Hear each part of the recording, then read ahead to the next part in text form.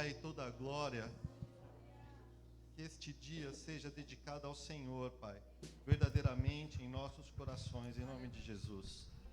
Aleluia. Glória a Deus. Amém. Pode se assentar, irmãos. Amém. Obrigado, irmãos. Por favor. Aleluia. Te adoramos, Pai. Que este mesmo Espírito que iniciou aqui, elevando uma adoração ao Senhor, permaneça em nós, a fim de que possamos absorver a palavra que o Senhor deseja colocar em nossos corações, em nome de Jesus. Hoje é dia de ceia, amém? Maravilhoso dia, um dia que marca a vida cristã. Hoje os nossos pastores estão lá na comunidade Carisma. Neste momento, o pastor Farias é o meu concorrente lá no YouTube, né? Então, possivelmente estou perdendo a audiência para ele. Mas glória a Deus, a pastora Gladys ministrou hoje pela manhã e agora ele está lá ministrando a palavra também. Dia de ceia, então temos aí a incumbência de trazer à memória aquilo que o Senhor nos outorgou até que Ele venha. Amém? E o tema da palavra hoje é justamente esse, até que Ele venha. Até que Ele venha. Abra sua Bíblia aí já em Tessalonicenses.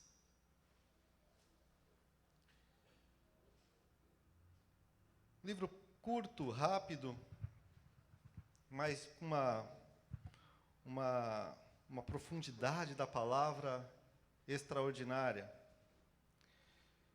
E a fim de chegar ao ponto que o Senhor colocou ao meu coração para explanar, contextualizando aqui o livro, essa carta de Paulo à igreja da Tessalônica. Paulo, ele estava no seu período missionário, visitando as cidades, Tessalônica, depois foi para Bereia, depois foi para Corinto, enfim, várias cidades ele percorreu. E em Tessalônica ele ficou um curto tempo, ficou lá umas 3 semanas, isso a gente lê lá no capítulo 17 de Atos, tem um detalhamento desse momento missionário de Paulo. E ele fica lá 3 semanas, ele vai à sinagoga, debate com os estudiosos lá da sinagoga sobre a vinda de Cristo, baseado na palavra, porque Paulo era judeu e estudioso, né, que dominava assim as Escrituras, e diante das Escrituras ele falava sobre Cristo para aquelas pessoas dentro da sinagoga. Então havia assim um debate, uma discussão, imagina, né? Agora, até ontem ouvimos sobre a possível vinda, e agora Paulo chega aqui e está falando que ele já veio, inclusive já encontrou com ele no momento da sua conversão, gerando ali a bagunça que gera, vamos dizer assim, quando se tem o impacto da palavra do Senhor àqueles que não creem. Acontecendo isso, gerando lá todo o burburinho na cidade de Tessalônica, alguns se levantaram e quiseram boicotar ali o ministério de Paulo.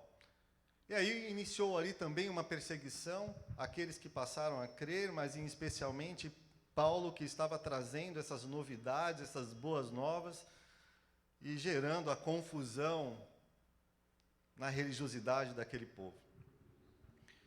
E aí Paulo teve que fugir, sair de lá, porque senão acometeria ou já ser preso, né, porque ele estava anunciando um novo rei. E isso é um crime, anunciar um novo rei que não seja César, que não seja o rei Herodes, que não seja aqueles que governavam de fato. Então, ali já era um crime falar sobre isso. E Paulo ali estava anunciando um novo rei. Este rei que é Jesus Cristo. E aí ele fugiu, né? Deixou lá, ministrou durante 3 semanas, imagina. Nós estamos aqui aprendendo, muitos aqui já há 30, 20, 15, 5 anos, e a gente ainda não aprendeu o suficiente para que a nossa fé não seja abalada. Imagina aqueles que só ouviram ali de Paulo o detalhe da palavra durante 3 ou 4 semanas, e Paulo se foi. Que ansiedade! Vários aceitaram a Cristo, vários aceitaram esta salvação anunciada, mas não aprofundaram a palavra para que não pudessem ter dúvidas. Então esse é o contexto deste momento em que Paulo tem contato com a igreja de Tessalônica, ele sai, e quando ele sai, durante a visita às outras cidades, ele recebe boas notícias da igreja de Tessalônica e também escreve para elas, exortando, orientando e tirando um pouco de algumas ansiedades daquilo que não tenha ficado muito claro à igreja. E aí tem esta carta, compõe 5 capítulos, iniciando ali uma visão rápida aqui, geral, desta carta. Ele inicia ali no capítulo 1, dando graças ao Senhor pela igreja que foi estabelecida ali em Tessalônica, pelo empenho dos irmãos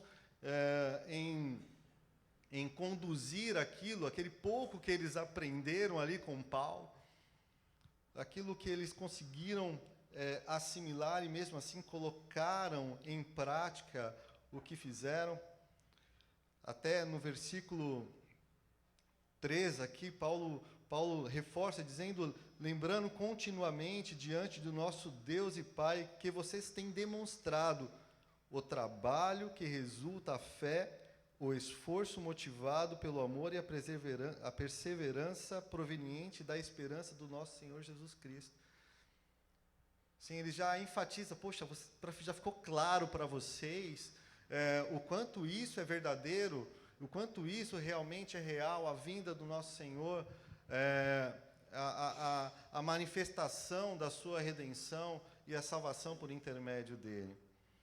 E ele fala sobre a sua passagem ali, no capítulo 2, como que foi o seu ministério, o comportamento de Paulo enquanto estava lá com os irmãos, sem escandalizar, trabalhando, contribuindo com todos que estavam ali, tratando realmente com respeito e com o zelo que ele deveria ter. Paulo fala sobre o desejo de revê-los, né, o quanto antes, né, dado a empolgação ou a importância que essa igreja colocou durante todo esse período, até o momento que ele escreve. Ele menciona sobre notícias que Timóteo traz sobre a igreja de Tessalônica. Timóteo foi lá, visitou, viu como que estava, aí chegou para Paulo, nossa, aquela igreja está fervorosa, aquela igreja, por poucas palavras que eles receberam naquele curso de tempo, é uma igreja que está colocando, sim, em prática tudo que foi ensinado, é uma igreja que está transformando as pessoas, é uma igreja que está promovendo verdadeiramente a palavra do Senhor e multiplicando aqueles que precisam conhecer. Timóteo chega com empolgação para Paulo, e Paulo, na carta, ele responde à igreja falando, nossa, uau, Timóteo trouxe isso aqui, como isso traz alegria ao meu coração, porque a palavra que foi lançada, realmente foi lançada em terras boas, porque estão frutificando. Ele escreve, ele dá um feedback para esta igreja, sobre a conduta que eles estão tendo. E aí ele inicia ali no capítulo 4, falando sobre algumas orientações de como deve se portar para que Deus seja agradado na conduta deles. Como ele não teve tempo de ensinar tantas coisas, dá a intenção aqui que havia ainda algumas questões de pecado sexual, essas coisas que realmente desagradam, ferem o espírito. E ele reforça isso, a relação entre maridos e mulheres. Ele reforça, olha assim, tomem cuidado, prestem atenção na conduta de vocês acerca desse tema, para que vocês não se percam. E prosseguindo, aí ele chega lá ao final do capítulo 4, ele menciona sobre a vinda do Senhor, sobre o arrebatamento, como se sucederia isso. E ele inicia o capítulo 5, que é o capítulo 5 que eu quero meditar com os irmãos, a fim de que possamos aqui sermos realmente abençoados. Amém? Glória a Deus. Então chegamos no mesmo ponto, na mesma contextualização, embora muito rápida, muito breve, mas para dar àqueles que talvez não tiveram ainda a oportunidade de meditar sobre isso, sobre estudar sobre isso, ter uma ideia de, poxa, por que chega nesse ponto, nesta palavra agora, neste capítulo, com esse contexto?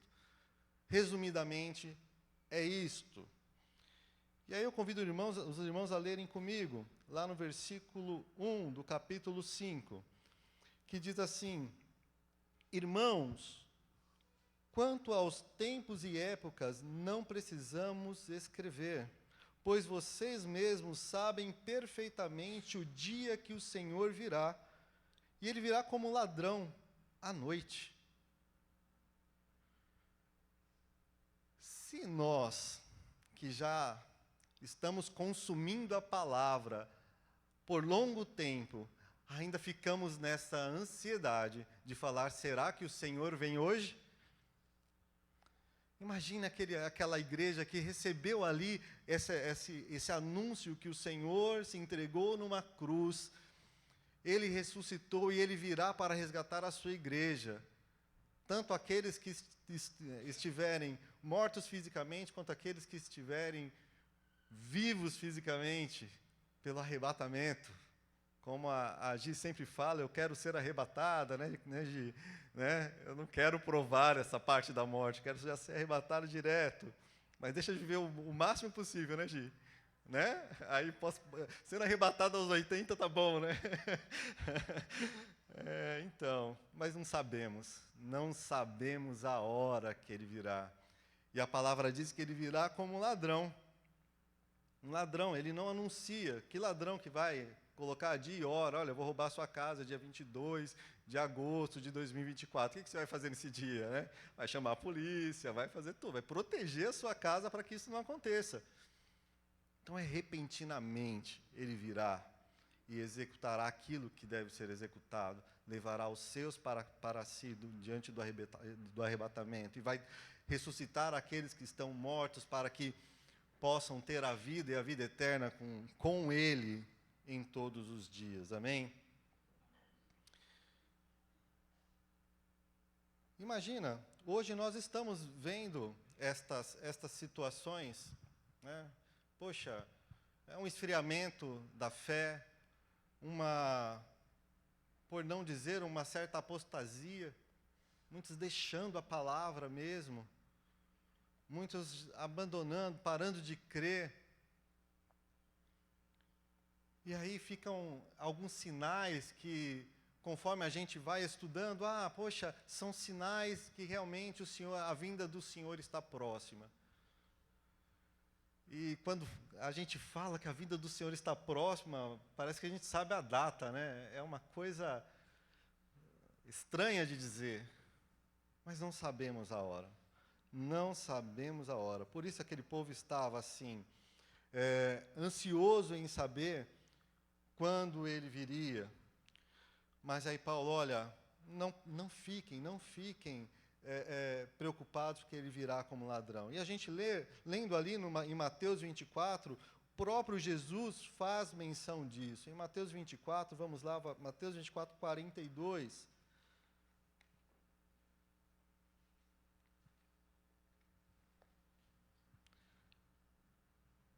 Mateus 24, 42, Jesus está falando ali, olha, tem até um tema desse texto, né, que compreende ali entre o versículo 36 e o 51. depois estendendo ali no capítulo 25. Mas no versículo 42 diz: portanto, vigiem, porque vocês não sabem em que dia virá o seu Senhor. Mas entendam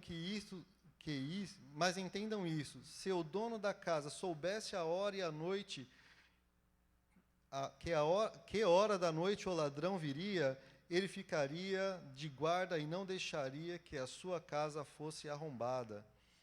Assim, versículo 44, assim vocês também precisam estar preparados, porque o Filho do Homem virá numa hora em que vocês menos esperam. É tenso isso, né? É tenso porque se ele virá numa hora que eu menos espero, se ele virá numa hora qualquer, a pergunta é: realmente estou preparado? Ainda há tempo. Se há uma dúvida ainda ao seu coração, ainda há tempo de se preparar. E vamos abordar muito bem isso ao decorrer desta palavra. Continuando ali no versículo 3 de Tessalonicenses, capítulo 5, ele diz lá: quando disserem paz e segurança, a destruição virá sobre eles, de repente, como as dores de parto de uma mulher grávida, e de modo nenhum escaparão. Confesso que eu troquei de Bíblia, e essa Bíblia tem a letra bem apertadinha, e eu estou quarentando e eu não estou enxergando. Já estou fazendo assim para tentar pegar o foco, eu vou achar o foco aqui dessa distância.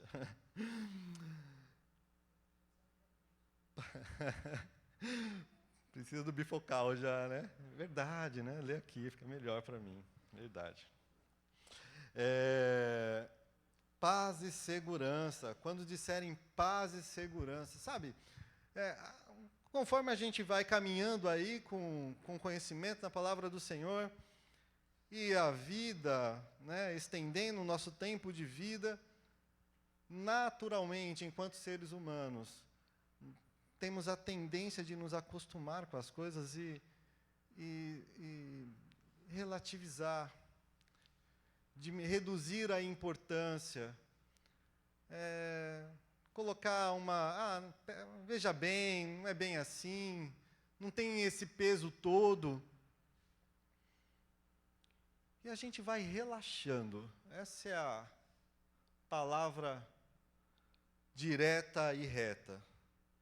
E é basicamente isso que Paulo está dizendo assim: olha, quando vocês já estiverem bem relaxados, sabe, achando que o Senhor não vai vir, não agora, ou que aquilo que você comete ou deixa de cometer de pecado, tanto faz, sabe, não foi um problema ontem, não vai ser um problema amanhã. Quando essa paz estiver para aqueles que deixaram de ficar atentos, é o dia que o Senhor vem. É o dia que o Senhor virá. E diz que virá como dores de partos a uma mulher grávida, e de nenhum modo escaparão. A dores de parto, Jesus também usa esta menção de dores de parto. Veja que Paulo ele está totalmente alinhado àquilo que foi dito sobre os dias de Jesus na terra, porque Paulo ouviu dos discípulos, ouviu daqueles que caminharam com ele. E olha, Jesus falou sobre dores de parto, Paulo fala sobre dores de parto, Jesus falou sobre ladrão, Paulo fala sobre ladrão, colocando na mesma conotação, na mesma ideia. Para as mulheres, né, que tiveram o privilégio de ter o parto normal, qual de vocês conseguiram segurar? Só vai. Não sei se é um privilégio, né? Que hoje, não sei, né? Se é um privilégio natural ou se é um privilégio cortar, né? Algumas falam, não, corta, eu não quero fazer o natural, né? Outras, não, pelo amor de Deus, não quero ser cortada, que seja assim. Mas as dores de partos, quando há dor de parto, logo em seguida ao nascimento, não há como impedir. Então, quando chegar o sinal que o Senhor está vindo, não haverá como impedir, ele virá e pronto. Nada, nem choro, nem grito, nem desespero, vai evitar que a criança nasça.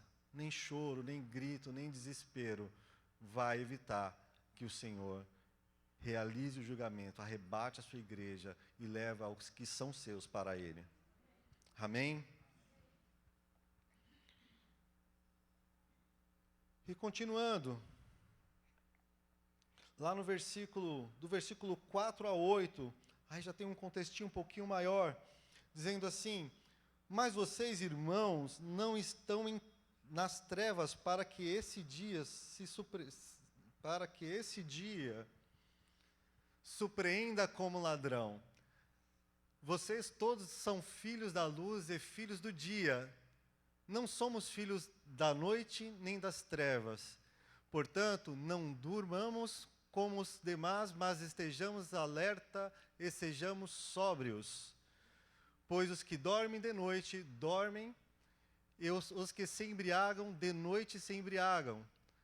Nós, porém, somos do dia. Sejamos sóbrios, vestimos a couraça da fé e do amor, e o capacete da esperança da salvação. Aleluia! Glória a Deus por isso. Sabe, depois que Paulo, nesse início de texto ali, nos primeiros versículos do capítulo, gera uma tensão em nós, de falar assim, olha, cuidado, né? O que ele está falando aqui no começo era, cuidado que ele vai vir, você está pronto mesmo? Como está a sua vida? Como que está a sua conduta com Cristo? Se você não tiver certinho na hora, você fica. Então ele põe uma tensão. Se a gente lê com atenção, é essa tensão que ele dá. Você fica sem conhecer o restante desse capítulo, você começa a se questionar. Assim, Senhor, será que eu estou pronto? Se a trombeta tocar agora, vou ou não vou? Mas toda a palavra, ela é extraordinária, ela traz os seus contrapesos para que possamos refletir adequadamente. Aqui Paulo, ele reafirma como será a vinda de Cristo. E ele declara aqui, resumidamente, que assim, olha, vocês não estão nas trevas. Quem aqui está nas trevas? Ninguém, né? Então, vocês não estão nas trevas.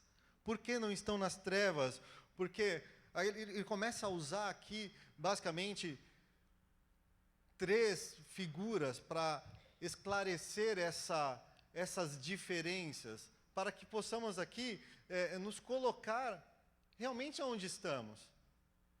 Porque, poxa, gerou uma dúvida, será que eu estou ou não estou? Agora ele tenta deixar claro, e aí você confessa ao Senhor se você está na luz ou se está nas trevas, se você está realmente de dia ou está de noite, se está acordado ou se está dormindo, se está embriagado ou se está sóbrio. Ele usa essas figuras para que nos dê a clareza. Quando ele fala da luz e trevas, dia e noite, ele está falando de um aspecto extremamente espiritual aqui. A luz da palavra, realmente, como o salmista lá no Salmo 119, versículo 105 diz: a tua palavra é a lâmpada que ilumina os meus passos e luz que clareia os meus caminhos. Você está sobre a palavra do Senhor, sim ou não? Confessa seu coração. Não podemos ter dúvidas sobre isso. Ou estamos sobre a palavra, ou estamos sobre a luz. Se não estamos neste âmbito espiritual, estamos no outro. Não tem meio termo, não tem meia luz. Ou é luz acesa, ou é luz apagada, ou é sobre a palavra, ou é fora dela. Não tem outro, não tem meio termo, não tem uma terceira opção, uma terceira via. Ou é luz, ou é trevas, ou é dia, ou é noite. A noite, a noite é a escuridão plena. Para aquela época, então, que não tinha as iluminações artificiais, era muito mais objetivo esse tipo de figura. Já no dia nós conseguimos trabalhar, nós conseguimos fazer tudo aquilo que é necessário. O dia, a luz do dia, É a luz da palavra, é a luz da glória de Deus sobre as nossas vidas. Se nós sabemos, nós declaramos que estamos sobre essa luz, a luz da palavra e da graça do Senhor, da glória do Senhor, não há por que não há por que termos medo do grande dia, do dia que o Senhor vem para nos buscar. Amém? Ele continua falando sobre embriaguez, né? Dormir à noite, né? Em dormir, né? Dormir à noite. Ele está falando daqueles que dormem à noite. Ele está falando daqueles que estão já mortos em trevas. Não está falando de dormir, ele está falando dos mortos em trevas. Daqueles que não conhecem ou não tiveram ainda a oportunidade de declarar a sua vida, entregar a sua vida a Cristo. Então, volto a dizer, irmãos, volto a perguntar, que lado você está? Luz ou trevas? Estamos sobre a luz. Isso aí. Né? Eu gostei da resposta, porque a resposta enfatiza, crava os nossos corações. Luz. Uma pergunta boba, Naldo. Isso é pergunta de fazer para uma igreja de crente, de gente que vive segundo a vontade do Senhor? Vocês tinham que brigar comigo. Vocês tinham que levantar aqui e falar, cala a sua boca. Claro que somos da luz, claro que somos do Senhor, claro que vivemos segundo a tua vontade e a tua palavra. Que absurdo que você está me perguntando. Porque essa é a convicção que devemos ter diante do Senhor. Não dúvida, não medo. Precisamos ter convicção que somos filhos da luz, somos filhos, somos pagos pelo sangue do Senhor e teremos sim a esperança de estarmos com Ele no grande dia. Amém? Louvado seja o nome do Senhor. Ele fala sobre embriaguez, e aí alguns reduzem esse embriaguez, isso pode beber, não pode beber. Não é isso. É bom que não beba, ponto. Mas não é isso que ele está dizendo aqui. Ele está falando assim, olha, a embriaguez, o que o embriagado, o que acontece com o embriagado? O embriagado, ele perde a atenção. O embriagado, ele fica distraído. O embriagado, ele escandaliza a palavra do Senhor, porque ele não tem controle sobre as suas atitudes.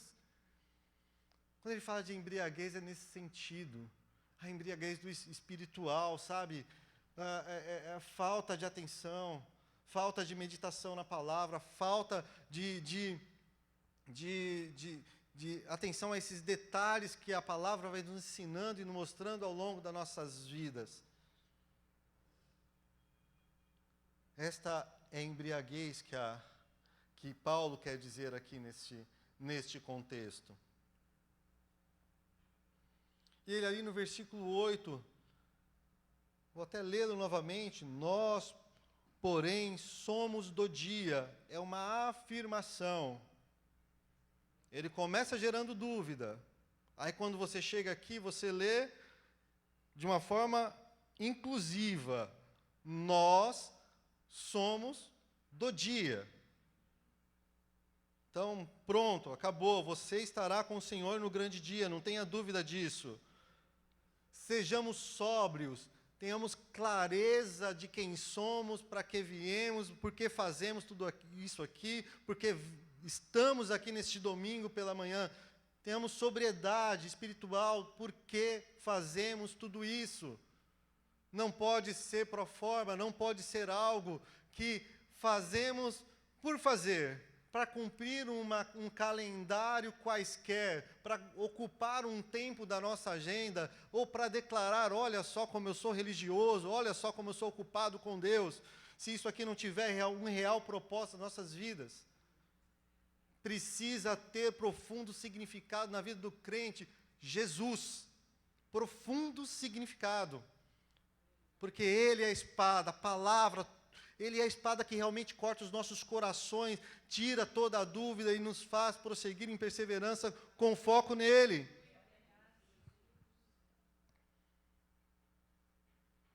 Aí ele diz assim,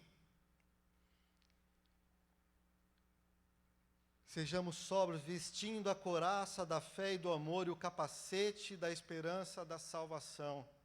Estejam prontos, porque assim a guerra espiritual ela está a todo momento. E a guerra espiritual, às vezes, na maioria das vezes, não é externa, é interna. E somente a fé, a esperança e o foco na salvação realmente vai nos trazer a força suficiente para vencer tudo aquilo que é contrário, tudo aquilo que quer nos levar às trevas, tudo aquilo que quer nos levar à escuridão e nos tirar da luz, porque estamos na luz. Glória a Deus. Aí ele continua no versículo 9. Porque Deus não nos destinou para a ira. Dá um glória a Deus aí. Ele não nos destinou para a ira.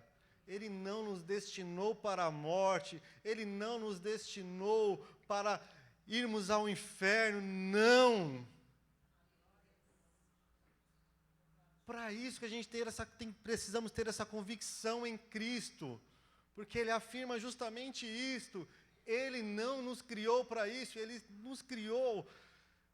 Vamos lá no Éden, Ele nos criou para ter aquele relacionamento íntimo, no qual todos os dias Deus ia lá com Adão e Eva e batia um papo, de igual para igual, cheio de orgulho, cheio de alegria. Deus não nos criou para a ira. Aleluia. Mas para recebermos a salvação por meio do nosso Senhor Jesus Cristo. Aleluia, aleluia. Ele morreu por nós para que, quer sejamos acordados ou quer dormindo, vivamos unidos a Ele. Quer mortos fisicamente, quer vivos no dia do arrebatamento. Vivamos unidos a Ele. Por isso, exortem-se, edifiquem-se uns aos outros, como de fato vocês estão fazendo. Aleluia. Quando ele fala aqui que ele nos destinou à salvação, lembra quando ele falou para aquele homem: creia que será salvo tu e a tua casa. Tão somente creia que será salva a sua vida. Somente creia nele, em tudo que ele fez até hoje, que sim, estaremos com ele no grande dia, no dia que ele vier. Amém? Exortem-se uns aos outros. Ele diz aqui à igreja de Tessalônica, como vocês já fazem. Ele faz uma afirmação: olha, vocês já fazem. Vocês não permitem que uns e os outros fiquem desanimados e passem despercebidos. Nós estamos aqui como uma comunidade. Somos em média aqui 50 pessoas. Precisamos ter os nossos atentos àqueles que aqui estão. Aqueles que estão desanimados, aqueles que estão tristes, aqueles que estão fracos, assim que vai abordar também nos próximos versículos. Para que esse finalzinho de frase também caiba a nós. Como de fato vocês estão fazendo? Aqui cabe uma pergunta ao Espaço Osana, à comunidade Espaço Osana. Realmente estamos preocupados uns com os outros, exortando e edificando a vida mutuamente para que ninguém se desvie? Esta é uma pergunta. Porque aqui é uma afirmação para Tessalônica. Mas em nome de Jesus que seja também para o Espaço Osana. Amém? E aqui começa, a partir do versículo 12 até o 23, começa uma série de orientações, exortações que Paulo faz à igreja de Tessalônica. Que, meditando palavra a palavra, exortação a exortação, cabe individualmente a análise, a percepção se realmente estamos vivendo isso. Versículo 12 diz: agora pedimos a vocês, irmãos, que tenham consideração para com os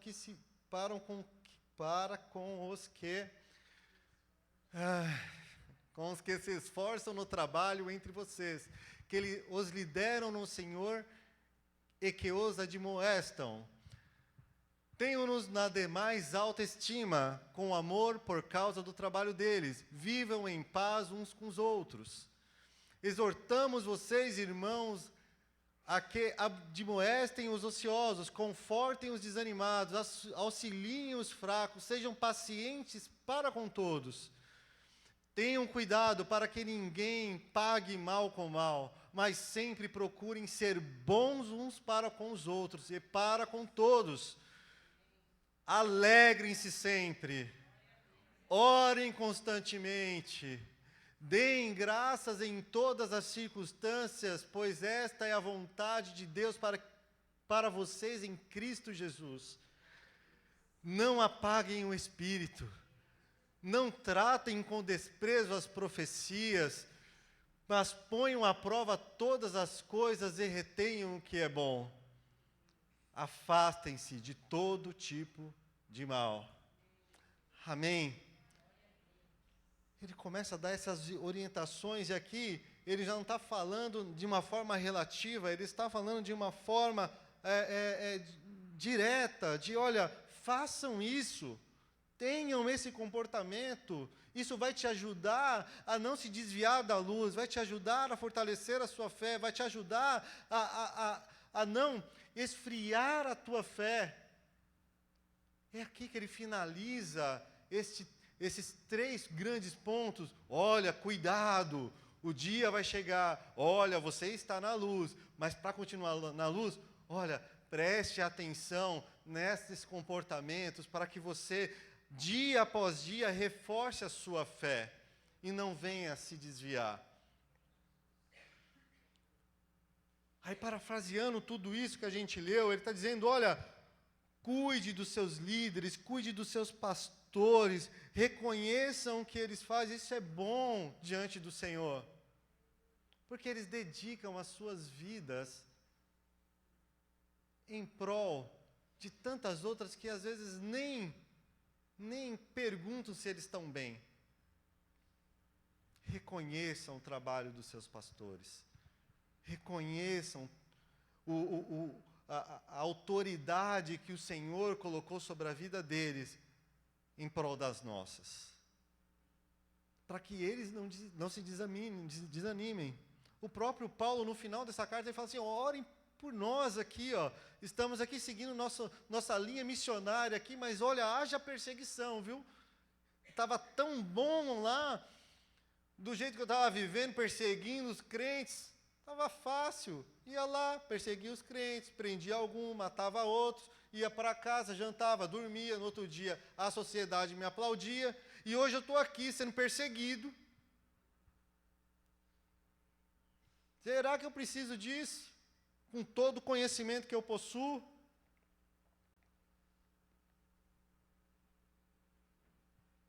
Até Paulo pede, orem pela gente, para a gente não desanimar. Quantos mais os nossos pastores que têm as nossas preocupações também. A preocupação de comer, de beber, de vestir, embora a palavra peça para não nos preocuparmos. Nossas preocupações dos cuidados familiares, nossas preocupações, as nossas coisas que estão sobre a nossa responsabilidade para cuidar. Não, isso não é uma exclusividade minha e sua. Também eles possuem também essas mesmas preocupações. Somada a mais 60 ou 70 pessoas sob seu cuidado espiritual, a quem será prestado conta um dia. Cuidemos dos nossos pastores, irmãos. Isso é bom diante do Senhor. Ele diz, vivam em paz um com os outros. Jesus diz lá que, olha, você vai entregar a sua oferta, se está ruim lá com seu irmão, com seu semelhante, nem entregue. Não é uma oferta agradável. Vai lá se consertar, vai lá viver em paz, vai viver segundo aquilo que o Senhor nos ensinou. Viver bem mutuamente, lá ajudando uns aos outros, verdadeiramente como comunidade. Isso estou falando só aqui dentro, imagine fora, quantas outras pessoas que a gente tem como corpo de Cristo, que devemos viver bem, e pensarmos antes de nós entregarmos as nossas ofertas. Poxa, será que eu não tenho que realmente me consertar com determinado irmão? Porque o dia do julgamento virá, vamos chegar diante do juiz e ele que vai julgar. Queremos que ele nos julgue a mim por falta de perdão e o meu irmão por falta de ser perdoado? Vamos nos consertar enquanto há tempo, porque há tempo. Amém? Ele diz, olha, advertis os ociosos. Aqui a gente já olha, os irmãos ociosos aí, né? Está sem fazer nada. Não é o ocioso necessariamente da pessoa que não está fazendo. É o ocioso no contexto daquele que não quer fazer. É essa a ideia desse ocioso colocado neste versículo. Tem um rodapé, não sei na Bíblia de vocês, mas vai ter um rodapé, olha, aqui diz insubordinação, aqui diz desrespeito, aqui tem algumas referências associadas a esta palavra ocioso, porque é uma tradução indireta. Ele diz assim, olha, advirtam aqueles que não querem fazer nada pelo reino. Não quer, é uma opção, não quer. Porque não faz sentido nosso Senhor morrer numa cruz, ressuscitar e dizer, olha, ide, pregai o evangelho a toda criatura até que eu venha. E você não quer fazer isso. Não faz sentido. Então esse ocioso é esse insubordinado, é esta pessoa que, olha, ai, nossa, eu não vou fazer isso não, deixa eu só viver aqui na minha vida de igreja mesmo, né, vindo aqui, cumpro minhas obrigações, vou embora e marco o meu proforma. Não quero fazer nada além disso, não quero propagar o evangelho, não quero falar sobre Cristo.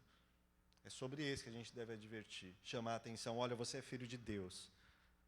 Você precisa falar do evangelho de Cristo, você precisa dar testemunho sobre ele, você precisa viver sobre a ótica de Cristo. E na mesma proporção ele fala assim, olha, e aos desanimados, ajudem. Quantas vezes nós não desanimamos na nossa caminhada aqui enquanto crentes, enquanto filhos de Deus? Quantas vezes? Altos e baixos. Se eu contar, eu já não sei mais contar. Mas glória a Deus, que eu tenho irmãos que sempre estão ali, não, alto lá. Tenho a minha esposa que, olha, não, foi o Senhor que nos resgatou, foi o Senhor que estabeleceu o nosso casamento, foi o Senhor que nos guardou até hoje. Não vai desanimar, não. Não vai desanimar. Quem está desanimado, crê, só está sem força de tomar atitude. E aquele que está animado, vai lá, incentive, vamos, olha, eu vou lá falar com um irmão, vem comigo, vamos fazer determinada atividade lá na comunidade, lá na igreja, vamos ajudar, vamos. Ah, não, é muito longe, eu vou te buscar. Não tenho dinheiro, eu vou pagar. Não, é assim. Se a gente quer realmente que os nossos irmãos saiam desse estado de desânimo, a gente tem que mostrar que é bom. Porque quem está desanimado está num caminho de convencimento contrário. Está assim, isso aqui, para que serve isso aqui? Aquela respirada, sabe? Hoje é dia de culto. O pastor me ligou. Você tem respirado assim, irmãos? Agite. Saia desse desânimo. Sacuda a poeira e vamos para cima. Vamos viver aquilo que é maravilhoso, que é a palavra do Senhor. Anime-se.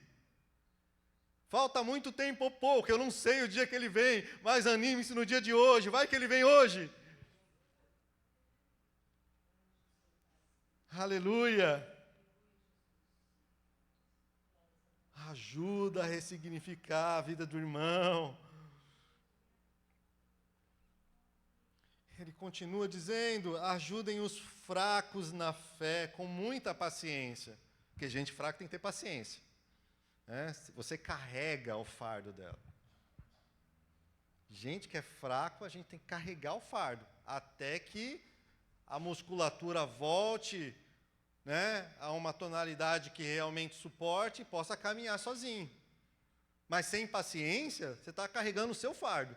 E está carregando do outro. Né, para aliviar o peso do irmão. Tem que ter muita paciência. Muita paciência. Muita longanimidade. O fruto do Espírito tem que realmente florescer em nós. Crescer em nós. Ajudem quem está fraco na fé. Ajudem quem ainda não tem discernimento do que é Cristo, do que é a vinda de Cristo. Ajude, até que ele consiga caminhar sozinho, fortificado, convicto, sabe, sem dúvida da sua salvação. Ajude. Essa é uma postura que Paulo nos orienta.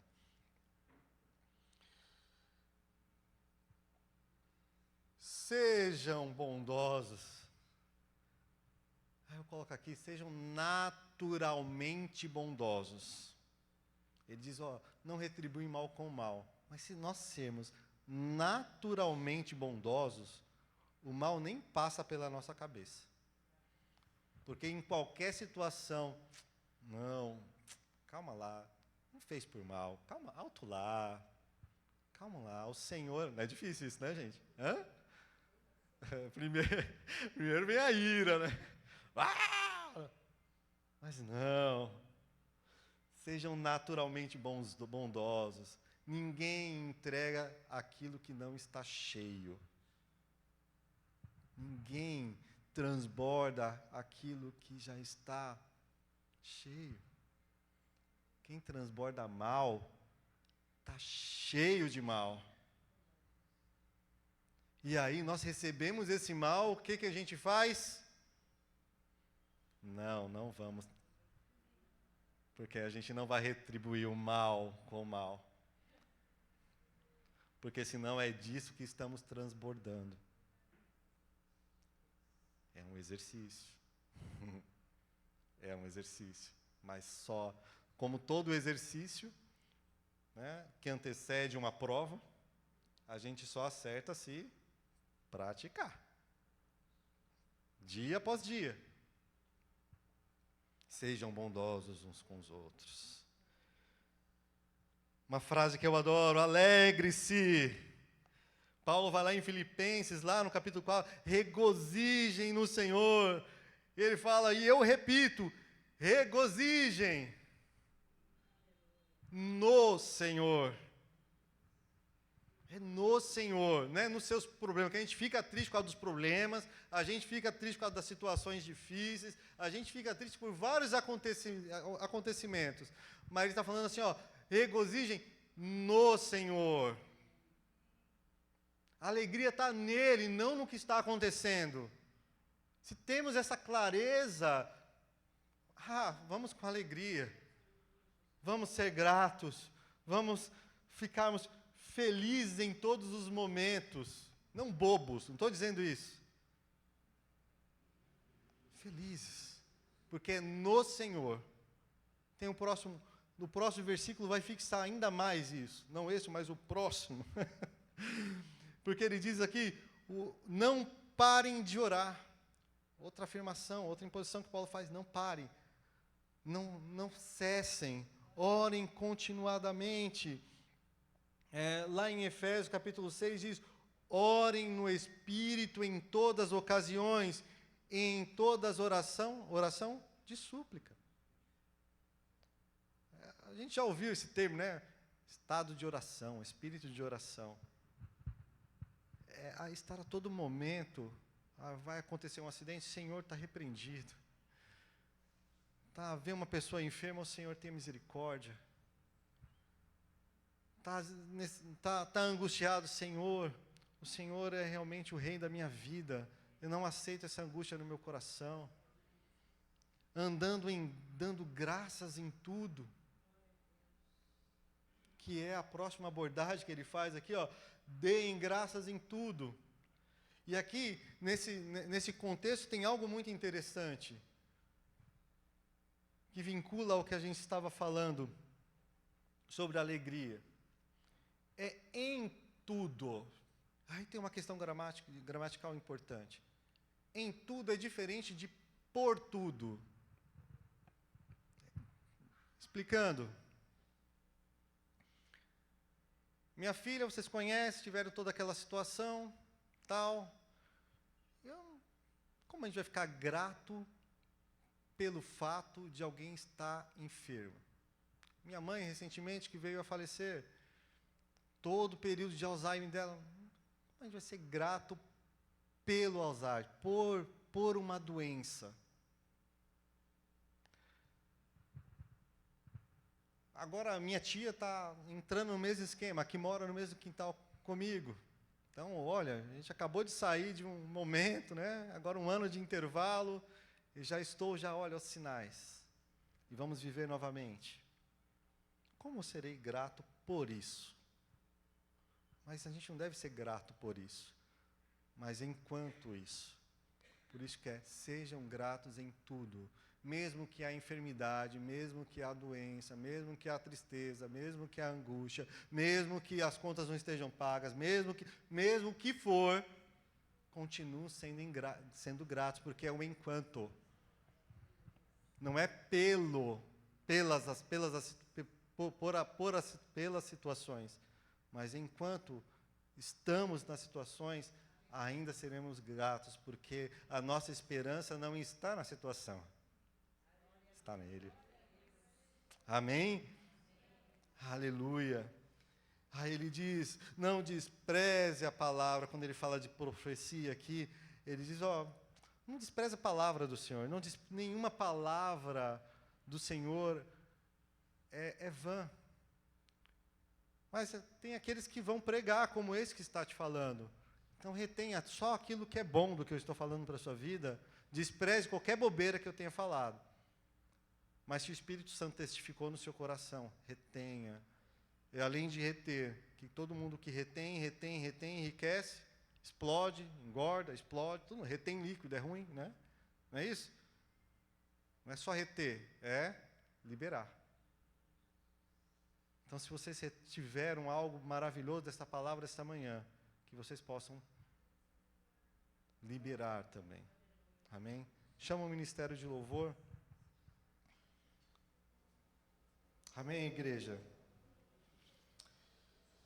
E aí ele segue concluindo aqui nos últimos versículos. Que ele diz, olha, Paulo, ele aborda basicamente as 3 esferas aqui da vida. Ele diz, que o próprio Deus da paz, no versículo 23, que o próprio Deus da paz o santifique inteiramente. Quem é que vai santificar inteiramente? Para quem ele está pedindo? Para o Deus da paz. Está pedindo para ele, com toda a intimidade que Paulo tinha com Deus, com Jesus, que o próprio Deus da paz o santifique inteiramente, em todos os sentidos, que todo o espírito, a alma e o corpo, as 3 dimensões essenciais de vida, sejam preservados irrepreensíveis na vinda do nosso Senhor Jesus Cristo, aquele que nos chama e é fiel. E aqui tem uma afirmação no final, e Ele fará isso. Amém? Aleluia, aleluia, aleluia. E é até que Ele venha. É até que Ele venha. até que Ele venha. E para falar até que Ele venha, nós fazemos algo mensalmente para anunciar que Ele virá. A gente faz um anúncio, ele é um anúncio que Ele morreu, mas um anúncio que Ele voltará, que é a ceia aqui do Senhor.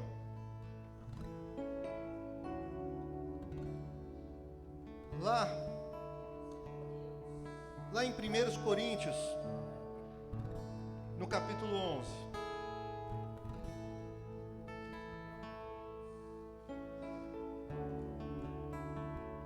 aleluia,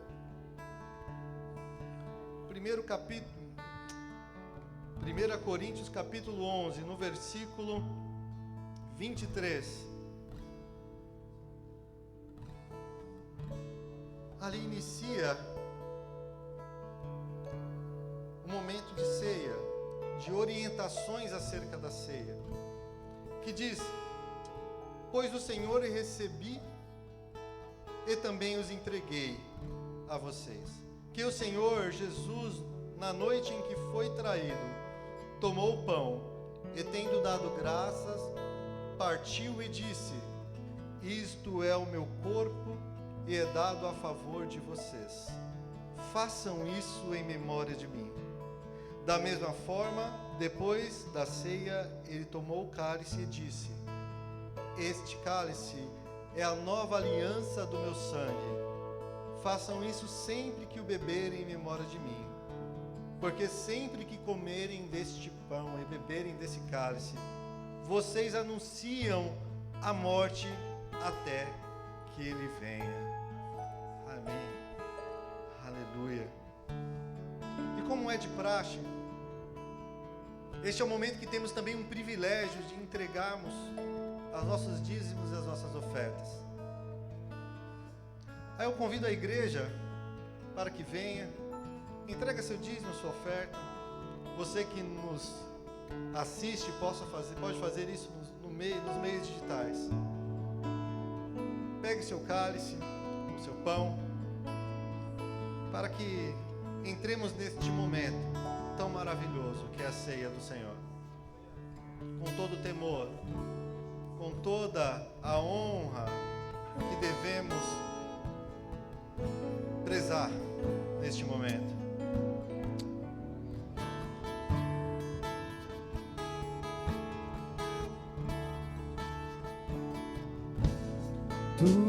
Tudo está preparado aqui, a casa e o meu coração também. Tu és o único motivo que me fez chegar.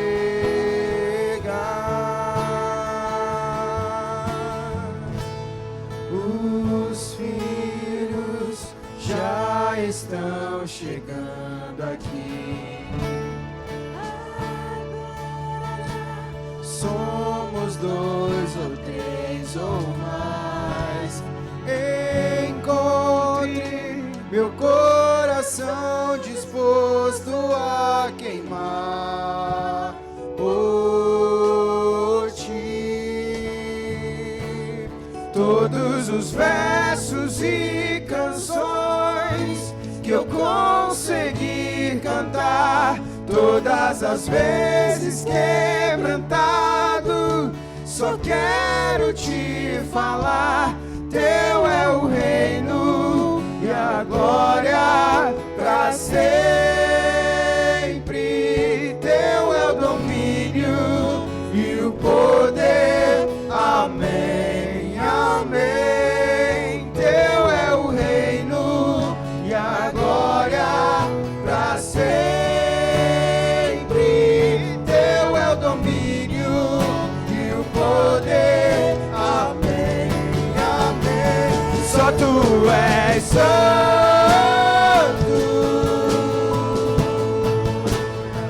Só tu és santo. Não há outro como tu. Não há outro como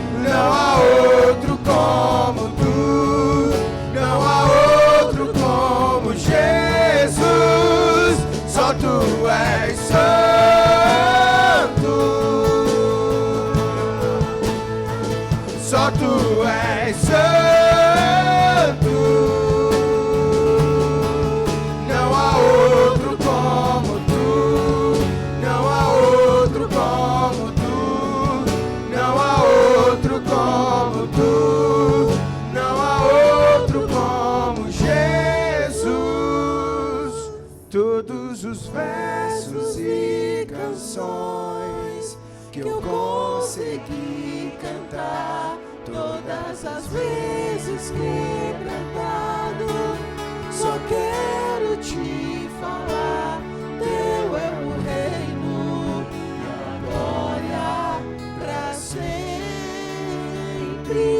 teu é o domínio e o poder, amém, amém.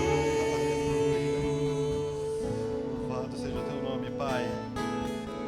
Estamos aqui, Senhor, como filhos da luz, como aqueles que não estão mais nas trevas, mas estão sob a tua palavra. Ó Pai, reservamos este momento para fazer assim como o Senhor nos ordenou. Vamos repetir isto, Senhor, até que o Senhor venha, porque é assim que declaramos quando realizamos este momento de ceia. Declaramos que o Senhor virá. Declaramos que o Senhor virá. E para isso, Paulo ainda faz algumas orientações. Ele diz: portanto, todo aquele que comer o pão ou beber o cálice do Senhor indignamente será culpado de pecar contra o corpo e o sangue do Senhor.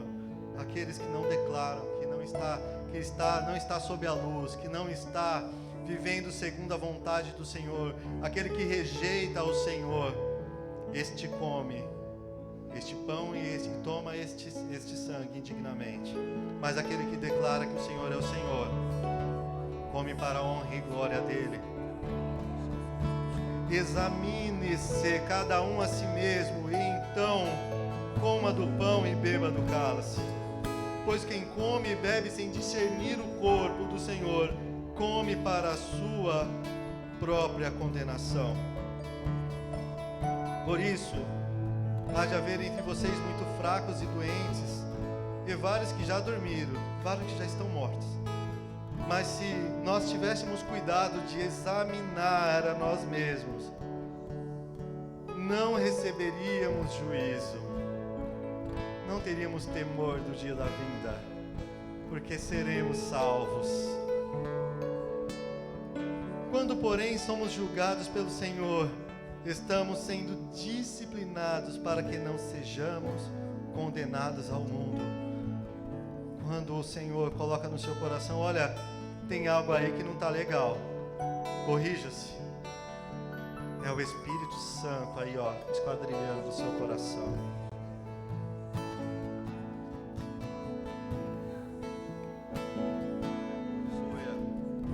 E tendo dado graça, partiu o pão e disse: este é o meu corpo, que é dado em favor de vocês.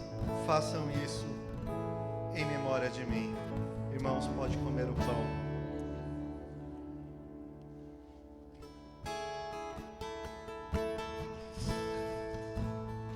Aleluia. Quando comemos o pão, anunciamos a morte. Anunciamos que ele morreu.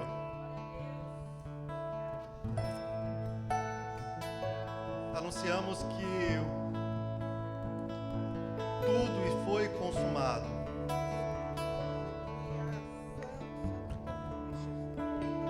Mas aí tem esse segundo momento maravilhoso. Ah, que momento maravilhoso! E como é de costume, vamos olhar uns aos outros e falar: olha como esse momento é maravilhoso. Olha como que representa esse sangue. Olha como que representa esse sangue. Representa algo maravilhoso. Representa algo maravilhoso. Este é o cálice da nova aliança no meu sangue. Façam isso sempre que beberem em memória de mim. Façam isso sempre que beberem em memória de mim. Pode beber, irmãos. Teu é o reino e a Aleluia! glória pra sempre. Aleluia! Teu é o domínio e o poder. Amém.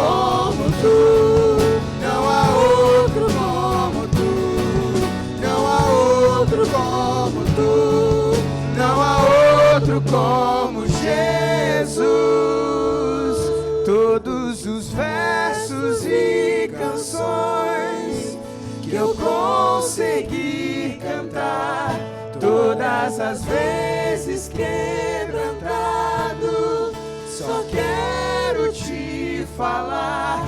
Teu é o reino e a glória pra sempre. Teu é o domínio e o poder. Amém, amém. Teu é o reino e a glória pra sempre. Teu é o domínio e o poder. Amém, amém.